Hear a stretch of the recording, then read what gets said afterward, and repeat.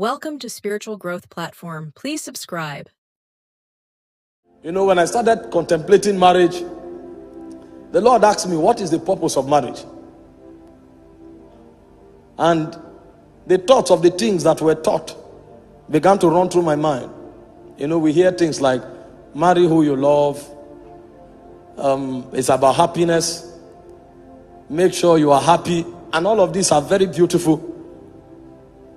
But the Lord said to me, He said, does marriage sit on these things? Because you can be happy with somebody that is not going in the direction of your destiny, if you have not found your destiny. Because the things that make men happy are strange. The things that make men happy, they are strange. And God began to give me some secret things that I've never heard preached anywhere. You know, He told me the first purpose of marriage is to give you the privilege to be conformed to the image of God. He said that is why you will not find who you want to marry on the street. You will walk on that person. You will cultivate that person. And while you are cultivating that person, yourself will be cultivated in the process. So you may be looking for a woman that is patient.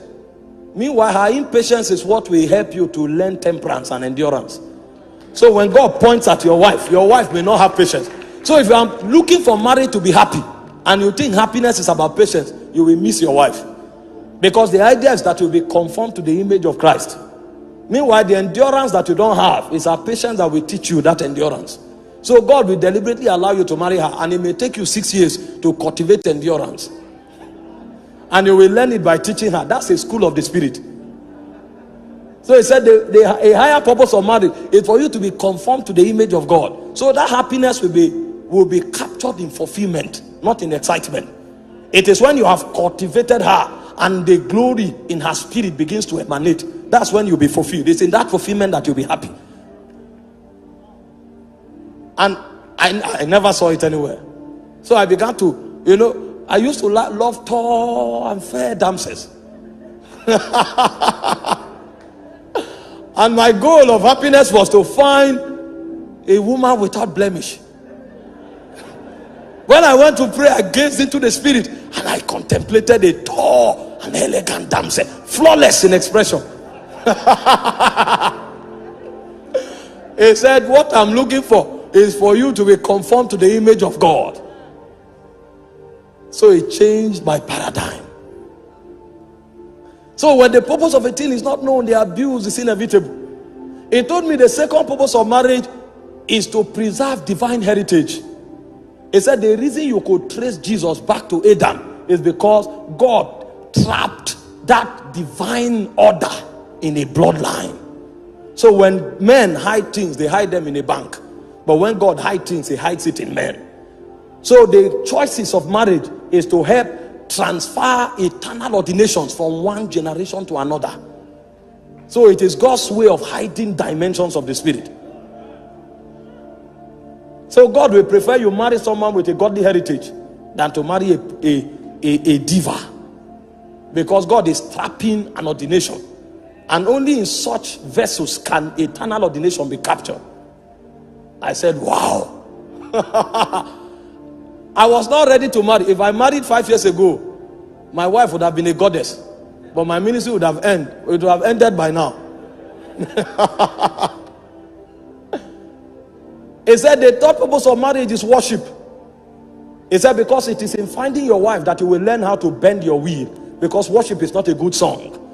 Worship is the ability to conform to the will of the Father. So it is it's not what I desire, it's what you desire. Not my will, but thine. And he said it's in marriage that you will discover that.